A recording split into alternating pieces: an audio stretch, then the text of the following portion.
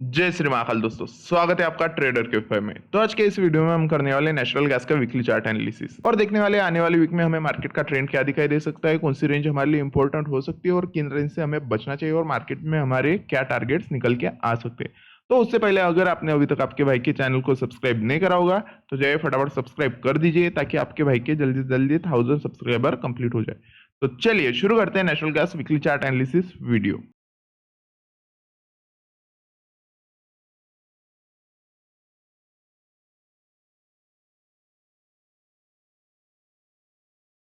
तो natural gas के weekly chart पे आप अगर देखोगे तो मार्केट में हमें क्या करता हुआ नजर आ रहा है। इस वीक में मार्केट एक अच्छे खासे हमें बाइंग जोन पे क्लोज करता हुआ नजर आ रहा है। बाइंग जोन क्या है, हमारे पास में 145 का बाइंग जोन है। अब मार्केट में हुआ क्या था, मैंने प्रीवियस वीकली चार्ट एनालिसिस पे जैसे ये मॉर्निंग स्टार बना था उसके बाद में आपको टारगेट्स दे दिए थे कि मार्केट यहाँ से अपसाइड में जा सकता है और हमारा टारगेट क्या रह सकता है 164 समथिंग मैंने आपको टारगेट दिया था, जो कि 50 मिनट टाइम फ्रेम पर आपको एनालिसिस करके बताया था कि आपको ऐसे ऐसे प्लान करने हैं और सेम मार्केट वैसा ही वर्क किया। जैसे मार्केट ने 164 को टच किया उसके बाद में मार्केट रिवर्स करता हुआ नजर आया। रिवर्स होने के बाद आप इस वीक में देखोगे तो मार्केट कहीं ना कहीं निगेटिव क्लोज करता हुआ नजर आ रहा है हमें 151 पे। क्या यहाँ से मार्केट में सेलिंग आ सकती है? मेरे हिसाब से नहीं। क्यों नहीं आ सकती है? क्योंकि मार्केट क्या कर चुका है, एक बाइंग जोन के ऊपर क्लोज कर चुका है। बाइंग जोन क्या है मार्केट के पास में 145, जहां से मार्केट टच किया और डाउन साइड से क्या हुआ, रिजेक्ट हुआ और हमें कहीं ना कहीं डाउन साइड से अब जाकर मार्केट 151 पे क्लोज करता हुआ नजर आ रहा है। अब हमारे लिए सबसे इंपॉर्टेंट ये वाली वीक रहने वाली, क्यों? क्योंकि इस वीक में हम देखने वाले जो कि हमारा टारगेट था 164, एक रेजिस्टेंस जोन, इस रेंज पे मार्केट क्या कर रहा है। अगर इस रेंज पे हमें मार्केट इस रेंज को ब्रेकआउट करता हुआ नजर आता है तो उसके बाद में क्या हो सकता है, मार्केट में एक अच्छा खासा बाइंग मोमेंटम हमें अपसाइड में आता हुआ नजर आ सकता है, जो कि मैं आपको डेली टाइम फ्रेम पर एक्सप्लेन कर दूंगा। क्योंकि मार्केट ने इस रेंज पे कुछ अच्छे खासे सिग्नल हमें वहां पे दे दिए।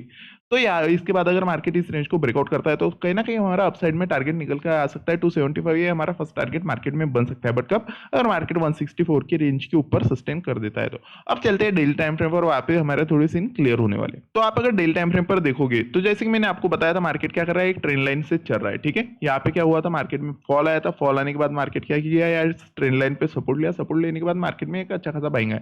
बाइंग आने के बाद मैंने आपको जो रेंज बताया था हमारे लिए सबसे इंपॉर्टेंट रहने वाले इस डब्ल्यू का निक लाइन, ये बताया था मैंने आपको। मार्केट क्या हो सकता है, यहाँ से रिवर्स होकर इस रेंज पे आ सकता है और यहाँ पे रिटेस्ट करके क्या कर सकता है, फिर से अपसाइड में भाग सकता है। बस सेम सिनारियो हुआ, मार्केट यहाँ से रिवर्स हुआ। रिवर्स होने के बाद डब्ल्यू की एक निकलाइन पे जो कि एक डाउन साइड में थी 145 के समथिंग एक रेंज था, वहां पे आके मार्केट क्या किया, रिवर्स हुआ। रिवर्स होने के बाद यहाँ पे अगर डेल्टा चार्ट पर आप देखोगे तो यहाँ पे एक अच्छा खासा कैंडलस्टिक फॉर्म होता हुआ हमें नजर आ रहा है, जो कि एक हैमर कैंडलस्टिक।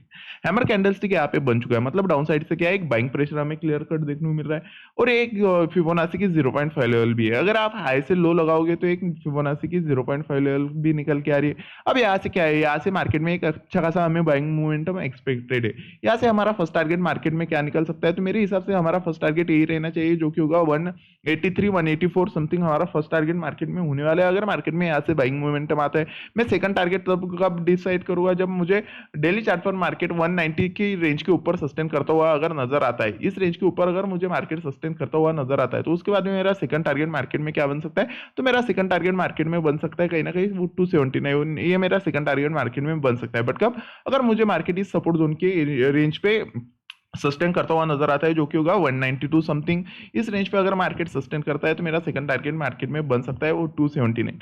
तो डेली टाइम फ्रेम पर भी हमें कहीं ना कहीं मार्केट में बुलिशनेस दिखाई दे रहा है। अब चलते हैं 30 मिनट टाइम फ्रेम पर, वहां पे मैं आपको एक्सप्लेन कर देता हूँ कि मंडे के दिन आपको कैसे ट्रेड करनी चाहिए, कौन सी रेंज आपसे इंपॉर्टेंट हो सकती है और किन रेंज से आपको बचना चाहिए। तो मैंने आपको जैसे प्लानिंग बता दिए थे प्रीवियस वीकली चार्ट एनालिसिस पे, मैंने ये सब रेंज आपको प्रोवाइड करा दिए थे और ये जो टारगेट था 164 ये भी आपको बता दिया था। ठीक है, उसके बाद में आप अगर मार्केट में देखोगे तो मैंने जब बताया था मार्केट क्या हो सकता है, पॉजिटिव ओपन हो सकता है। पॉजिटिव ओपन होने के बाद हमको सबसे ज्यादा फोकस किस रेंज पे करना था, 158 पे, ये भी आपको बता दिया था। 158 जैसे ब्रेकआउट होगा उसके बाद में आपको यहाँ पे स्मॉल टाइम फ्रेम पर शिफ्ट होकर अपना अपना सेटअप दिखना है। अगर बाइंग साइड में आपका सेटअप बन रहा है तो उसके बाद में आप अप साइड में प्लान कर सकते हो। और आपका टारगेट क्या बताया था मैंने, 164 ये आपको टारगेट बताया था।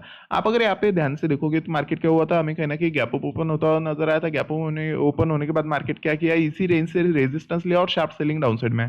डाउन साइड में सेलिंग आने के बाद यहाँ पे आप अगर नोटिस करते तो मार्केट क्या किया, जहाँ पे एक support as a resistance range था 154 वाला, वहीं से मार्केट डाउनसाइड से रिजेक्ट हुआ, अपसाइड में जाने के बाद रेजिस्टेंस पे कंसल्टेट किया, मतलब यहाँ पे रिटेलर्स को बुलाया, सेलिंग सेलिंग सेलिंग, और फटाक से उसका ब्रेकआउट कर दिया, मतलब रिटेलर्स को उसने ट्रैप किया। ट्रैप करने के बाद आप देखोगे मार्केट में एक अच्छा खासा मोमेंटम आया, जो कि एक एक्सपेक्टेड मोमेंटम था, और वो सेम रेंज जो कि आपके भाई ने दिया था आपको 164, इसी रेंज पे जाके मार्केट क्या हुआ, रिवर्स हुआ। क्यों रिवर्स हुआ? क्योंकि मार्केट का ये 100% का एक टारगेट था। इस टारगेट को मार्केट हिट करता है, हिट करने के बाद मार्केट यहाँ से रिवर्स होता है। जो लोग ट्रेंड पे फिफ्थ ट्रेंड बेस्ड एनालिसिस करना जानते होंगे, उनको पता होगा मार्केट के टारगेट्स कैसे निकलते हैं। तो वही मार्केट का ये टारगेट था, टारगेट देने के बाद मार्केट क्या हुआ, रिवर्स हुआ। रिवर्स होने के बाद मार्केट तुरंत डाउन साइड में गया? बिल्कुल भी नहीं। मार्केट के पास में क्या था, एक स्ट्रॉन्ग रेजिस्टेंस जोन था, अब वो क्या बनने वाला था, एक सपोर्ट बनने वाला था। मार्केट यहाँ से रिवर्स हुआ, रिवर्स होने के बाद आप देखोगे मार्केट वही रेंज से कहीं ना कहीं हमें सपोर्ट लेता हुआ नजर आया, जहाँ पे मार्केट ने प्रीवियस टाइम एक रेजिस्टेंस लिया था। Resistance as a support work किया, उसके बाद मार्केट अप साइड में गया और फिर से 164 पे मार्केट रिजेक्ट हुआ। रिजेक्ट होने के बाद यहाँ पे एक डबल टॉप पैटर्न फॉर्म हुआ। फॉर्म होने के बाद आप देखोगे मार्केट में एक सीलिंग आया। सीलिंग कहाँ तक आया मार्केट में? सीलिंग हमें कहीं ना कहीं जो फिबोनाची के 0.5 लेवल तक आता हुआ नजर आया, जो कि है 148। इस रेंज तक मार्केट में सीलिंग आया। सीलिंग आने के बाद आप देखोगे जैसे आपके भाई के सपोर्ट जोन पे मार्केट आया, यहाँ पे एक मॉर्निंग स्टार पैटर्न बना, उसके बाद मार्केट फिर से हमें रिवर्स होता हुआ नजर आ रहा है। अब आने वाले मंडे में हमारे लिए सबसे इंपॉर्टेंट रेंज क्या बन सकते हैं और कौन से लेवल हमारे लिए मार्केट में इंपॉर्टेंट बन सकते हैं? तो मेरे हिसाब से मंडे के दिन हो सकता है मार्केट में गैप अप। अगर मंडे का दिन मार्केट में गैप होता है तो हमारे लिए सबसे इंपॉर्टेंट रेंज कौन सा बन सकता है? तो मेरे हिसाब से सबसे इंपॉर्टेंट रेंज बनने वाले मेरे लिए 158। इस रेंज पे मार्केट क्या कर रहा है? अगर मार्केट यहाँ से गैप अप होने के बाद मुझे फिर से इस रेंज पे सस्टेन करता हुआ अगर मिलता है तो सही, मैं आपको लिख के देता हूँ। उसके बाद में लॉन्ग पोजीशन में बैठने वाला और मेरा फर्स्ट टारगेट मार्केट में रहने वाला है 164, और सेकंड टारगेट मेरा मार्केट में क्या बन के निकल आ सकता है? तो मेरा सेकंड टारगेट मार्केट में बनता हुआ नजर आ सकता है 170, और मार्केट का जो ये यहाँ से निकलने के बाद टारगेट रहने वाला है वो रहने वाला है 183। यहाँ तक मार्केट जाने के चांसेस होने वाले हैं अगर मार्केट अपसाइड में निकलता है तो। मतलब सबसे इंपॉर्टेंट रेंज हमारे लिए 158 रहने वाला है। इस रेंज पे सस्टेन करने के बाद मार्केट के 70 से 80% चांस हो गया कि वो 183 तक जा सकता है। यहाँ से हमें कहीं ना कहीं बाइंग मोमेंटम चलता हुआ मार्केट में नजर आ सकता है। मार्केट क्या करेगा, इस रेंज पे हमें कहीं ना कहीं कंसोलिडेट करता हुआ नजर आ सकता है। कंसोलिडेट करने के बाद अगर मार्केट में उसके ऑर्डर यहाँ पे फिल हो जाते हैं तो मार्केट इन सेलर्स को यहाँ पे ट्रैप करता हुआ हमें नजर आएगा, और यहाँ पे कहीं ना कहीं हमें एक स्ट्रॉन्ग ग्रीन बार बनता हुआ नजर आएगा, और उसके बाद में मार्केट कहीं ना कहीं एक अच्छा खासा बाइंग चलता हुआ नजर आएगा। मतलब हमें मंडे का दिन थोड़ा संभल कर ट्रेड करना चाहिए सेलिंग साइड में। बाइंग साइड में क्यों ट्रेड करना चाहिए? क्योंकि बाइंग साइड में मार्केट के मल्टीपल सिनेरियो यहाँ पे बन चुके हैं। मार्केट एक 0.5 लेवल से रिजेक्शन ले चुका है, मतलब यहाँ से अगर आप हाई से लो लगाओगे तो आपको समझ में आएगा मार्केट का 0.5 लेवल क्या है। 148 एक मार्केट का 0.5 लेवल है, जो कि एक इंपॉर्टेंट जोन होता है, एक फिबोनाची का जोन होता है। अब हम सेलिंग साइड में कब जाने वाले हैं? तो मेरे हिसाब से सेलिंग साइड में जाना तभी बेस्ट रहेगा जब मार्केट डाउन साइड में इस बाइंग जोन को ब्रेकआउट करेगा, जो कि रहेगा 145।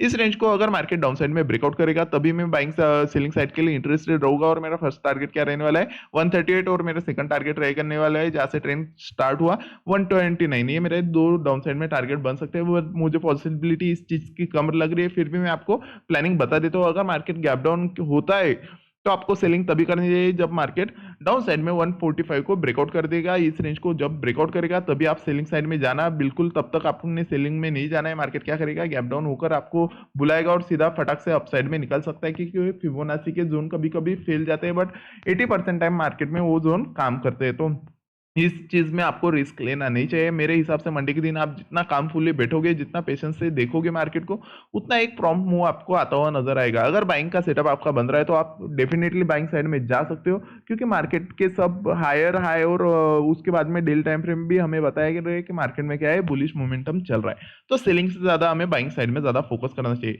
तो मंडे के दिन हमारे लिए सबसे इंपॉर्टेंट रेंज जो बनने वाले डाउन साइड में बनने वाला 137, लास्ट रेंज बनने वाला 129, और हमारे लिए सबसे इंपॉर्टेंट रेंज जो कि मंडे के दिन बनने वाला है 148 और 157। ये दो रेंज हमारे लिए इंपॉर्टेंट बनने वाले हैं। यही रेंज डिसाइड करने वाले हैं कि मार्केट में क्या चल रहा है। अगर मार्केट इसके बीच में ओपन हो रहा है तो यहाँ पे बस आपको मार्केट को नोटिस करना है। अगर मार्केट हमें कहीं ना कहीं एक ट्रेंड लाइन चलता हुआ नजर आ रहा है हायर हाई, और उसके बाद में इस रेजिस्टेंस को ब्रेक दे रहा है, तो उसके बाद में आपको सोचना नहीं है, सीधे सीधा ब्रेकआउट में घुस जाना है, और आपका टारगेट फर्स्ट रह सकता है 164।